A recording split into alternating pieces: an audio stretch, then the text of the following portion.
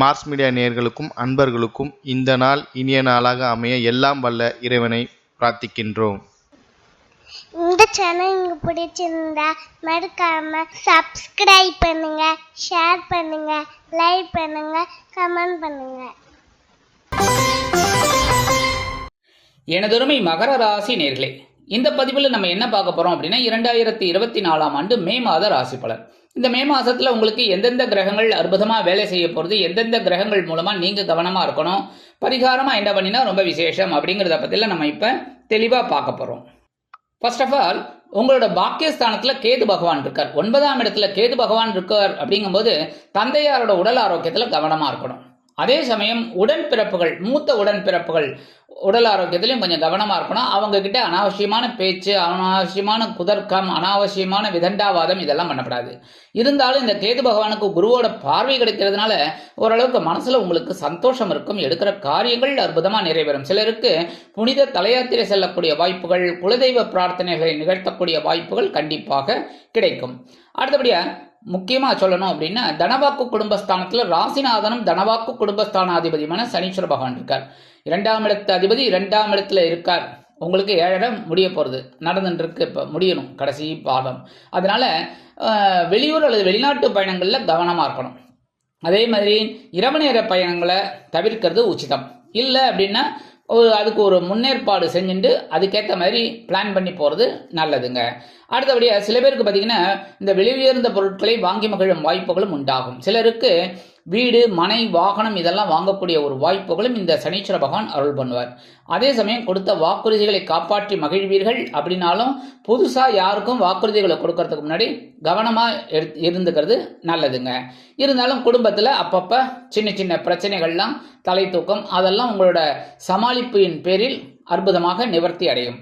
இந்த வகையில் இந்த சனீஸ்வர பகவான் 2ஆம் இடத்துல இருக்கார். அப்படிங்கும்போது நீங்கள் என்ன பண்ணணும் அப்படின்னா, இந்த பாதச்சனி அப்படிங்கிறதுனால காலில் அடிபடாமல் பார்த்துக்கோங்க. காலை ரொம்ப அற்புதமாக நினச்சிக்கணும். எல்லாரும் நினச்சிட்டு இருக்காங்க தலை தான் பிரதானம். கண்டிப்பாக எஞ்சான் உடம்புக்கும் சிரசே பிரதானம். ஆனால் இந்த இடத்துல பார்த்தீங்கன்னா காலையும் நம்ம நல்லா கவனிச்சுக்கிறது நல்லது. சரியா? அடுத்தபடியாக சகாயஸ்தானமாகிய 3ஆம் இடத்துல ராகு பகவான், 6, 9 குடைய அதிபதி புத பகவான், 4, 11 குடைய அதிபதி செவ்வாய் பகவான், இந்த 3 பேரும் இருக்காங்க 3ஆம் இடத்துல. இந்த ராகு இருக்கிறது உடன்பிறப்புகளின் வழியில் சில குழப்பங்கள் இருக்கலாம். ஆனால் இந்த புத பகவான் மற்றும் செவ்வாய் பகவான் இருக்கிறதுனால அதை நிவர்த்தி பண்ணக்கூடிய ஒரு வாய்ப்புகளும் இவர்களின் மூலம் உங்களுக்கு கிடைக்கும். அடுத்தபடியாக உடன்பிறப்புகள் வழியில் நீங்கள் கொஞ்சம் கவனமாக இருக்கிறது நல்லது. பகைமை உணர்வு வராமல் பார்த்துக்கிறது ரொம்ப நல்லது. தந்தையார் உடல் ஆரோக்கியம் ஓரளவிற்கு சிறப்பாக இருக்கும். தந்தை வழி உறவினர்கள் அனுகூலமாக இருப்பார்கள். உற்றார் உறவினர்கள் அனுகூலமாக இருப்பது உங்கள் மனதிற்கு மகிழ்ச்சியை கொடுக்கும். தொழில் வியாபாரத்தில் திடீர் திருப்பங்கள் உண்டாகும். உத்தியோகத்தில் உள்ளவர்களுக்கு உயர்வுகள் காத்திருக்கிறது.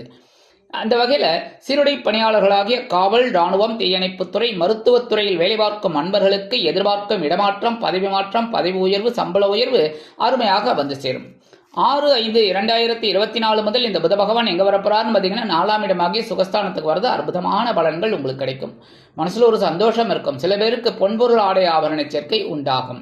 உற்றார் உறவினர்கள் வலிய உதவுவார்கள். வெளியூர் அல்லது வெளிநாட்டு பயணங்களின் மூலம் உங்களது வாழ்க்கையில் பல நல்ல திருப்பங்களை எதிர்பார்க்கலாம். அரசியல்வாதிகளுக்கு முன்னேற்றம் அதிகரிக்கும். 24/5/2024 முதல் இந்த புத பகவான் 5ஆம் இடமாகிய பஞ்சமஸ்தானத்துக்கு வரது சில திருப்பங்களை குழந்தைகளின் மூலம் எதிர்பார்க்கலாம். குழந்தைகள் ஆதரவாக இருப்பார்கள். சில பேருக்கு குலதெய்வ பிரார்த்தனைகளை நிகழ்த்தக்கூடிய வாய்ப்புகள் உண்டாகும். கல்வி பயிலும் மாணவ மாணவிகளுக்கு மற்றும் உயர்கல்வி படிக்கும் குழந்தைகளுக்கும் அனுகூலமான பலன்கள் உண்டாகும். 31/5/2024 முதல் இந்த செவ்வாய் பகவான் சுகஸ்தானமாகிய 4ஆம் இடத்துக்கு ஆட்சி அமைச்சு சஞ்சரிக்கிறதுனால உறவினர்களின் மூலம் சில குழப்பங்கள் இருக்கலாம் என்பதால் அவர்களிடம் நெருக்கமாக இருந்து பிறகு தவிர்ப்பதை தவிர்க்க வேண்டும். ஏன்னா அவங்க கிட்ட நீங்க நெருக்கம் காட்டுறது நல்லதுதான். அவங்க மூலமா சில குழப்பங்கள் இருந்தாலும் அவர்களின் மூலம் உங்களுக்கு ஆதரவு உண்டாகும். அதேமாரி வெளியூர் அல்லது வெளிநாட்டு பயணங்களின் மூலம் சில நன்மைகளை நீங்கள் எதிர்பார்க்கலாம். அடுத்தபடியா சுகஸ்தானத்தில் அஷ்டமாதிபதி சூரிய பகவான் உச்சமடைந்து சஞ்சரிக்கிறார். அதே சமயம் 5 குடைய அதிபதி சுக்கிர பகவான், 2 பேரும் அங்கே இருக்கிறதுனால உறவுகள் பலமாக இருப்பாங்க. உறவினர்கள் உங்களுக்கு ரொம்ப அனுகூலமாக இருப்பாங்க. அதுவும் அஷ்டமாதிபதி சூரிய பகவான் 4ஆம் இடத்துல இருக்கிறதுனால உடல் ஆரோக்கியத்தில் கொஞ்சம் கண்டிப்பாக நீங்கள் கவனம் எடுத்துக்கிறது நல்லது. இந்த அனாவசியமான உணவு வகைகள் எல்லாம் தவிர்க்கிறது உச்சிதம். அதே மாதிரி உங்கள் உடம்புக்கு தேவையில்லாத உணவு வகைகளையும் தவிர்க்கிறது நல்லதுங்க. ஆனால் சுக்கிர பகவான் இருக்கிறதுனால ஒரு சந்தோஷம் உங்களுக்கு இருந்துகிட்டே இருக்கும். குழந்தைகளுக்காக சில முக்கிய முன்னேற்பாடுகளை செய்து கொள்வீர்கள். 14/5/2024 முதல் இந்த சூரிய பகவான் பஞ்சமஸ்தானமாகி 5ஆம் இடத்துக்கு வந்துடுறார். 20/5/2024 முதல் சுக்கிர பகவானும் பஞ்சமஸ்தானத்துக்கு வந்து ஆட்சி அமைச்சு சஞ்சாரம் பண்ண போகிறாங்க. அதனாலே உங்களுக்கு குழந்தைகளின் மூலம் சில நன்மைகளை நீங்கள் எதிர்பார்க்கலாம். குழந்தைகளின் மூலம் சந்தோஷம் அதிகரிக்கும். குழந்தைகளின் திருமணத்திற்காக நீங்கள் செய்திருந்த ஏற்பாடுகள் தீவிரமடையும். அதே மாதிரி உத்தியோகத்தில் இருக்கிறவாளுக்கெல்லாம் உயர்வுகள் கண்டிப்பாக கிடைக்கும். தொழில் வியாபாரத்தில் இருக்கிறவாளுக்கும் ஓரளவுக்கு அனுகூலமான பலன்கள் கண்டிப்பாக அமையும். சில பேருக்கு விலை உயர்ந்த பொருட்களை வாங்கி மகிழும் வாய்ப்புகள் கூடி வரும். அடுத்தபடியாக பஞ்சமஸ்தானத்தில் 3/12 குடை அதிபதி குரு பகவான். ரொம்ப நாளாக கஷ்டப்பட்டு இருந்தீங்க. ஏகப்பட்ட குழப்பங்களுக்கு நடுவே நீங்கள் ஒரு சிரிப்பு சிரிச்சிருந்தீங்க. ஆனால் இப்போ என்னென்னா நிஜமாவே நீங்கள் நல்ல சந்தோஷமாகவே சிரிக்க போகிறீங்க. என்னென்னா குரு பகவான் 5ஆம் இடத்தில் இருக்கிறது ரொம்ப விசேஷம். ரொம்ப ரொம்ப அற்புதமான பலன்கள் உங்களுக்கு கிடைக்கும் குழந்தைகளின் மூலம். அதேமாரி சில பேருக்கு பார்த்தீங்கன்னா ஆன்மீக விஷயங்களில் சில பயணங்கள் மேற்கொள்வதால் அதில் ஒரு சந்தோஷம். உடல் ஆரோக்கியம் சிறப்பாக இருக்கும். எடுக்கிற காரியங்கள் சிறப்பாக இருக்கும். உத்தியோகத்தில் முன்னேற்றம், தொழில் வியாபாரத்தில் முன்னேற்றம் எல்லாமே உங்களை தேடி வரும். இருந்தாலும் இந்த குருவோட பார்வைன்னு வரும்போது 5ஆம் பார்வையாக உங்களோட பாக்கியஸ்தானத்தில் விழுது ஓரளவுக்கு அனுகூலம். தந்தையார் ஆதரவாக இருப்பார். உடன்பிறப்புகள் ஆதரவாக இருப்பாங்க. அதுவும் முக்கியமாக மூத்த உடன்பிறப்புகள் ரொம்ப ஆதரவாக இருப்பாங்க. பூர்வீக சொத்துக்களில் இருந்து வந்த வில்லங்கங்கள் மறையும். அடுத்தபடியாக 7ஆம் பார்வை உங்களோட லாபஸ்தானமாகிய 11ஆம் இடத்துல விழுது ரொம்ப அற்புதம். ஏன்னா எல்லாருமே என்னதான் ஜீவனத்துக்காக உழைச்சா கூட அதில் இந்த தொழிலில் உத்தியோகத்தில் லாபம் இருந்தால் தான், உத்தியோகத்தில் முன்னேற்றம் இருக்கணும், தொழில் வியாபாரத்தில் லாபம் இருக்கணும்.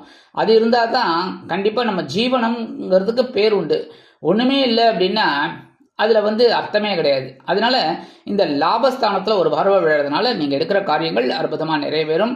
உத்தியோகத்தில் இருக்கிறவாளுக்கெல்லாம் ஒரு முன்னேற்றம் கண்டிப்பாக கிடைக்கும். தொழில் வியாபாரத்தில் இருக்கிறவாளுக்கு நீங்கள் எதிர்பார்க்குற அந்த லாபம், அதிகப்படியான வருமானம் இதெல்லாம் கிடைக்கிறதுக்கு வாய்ப்புகள் இருக்குங்க.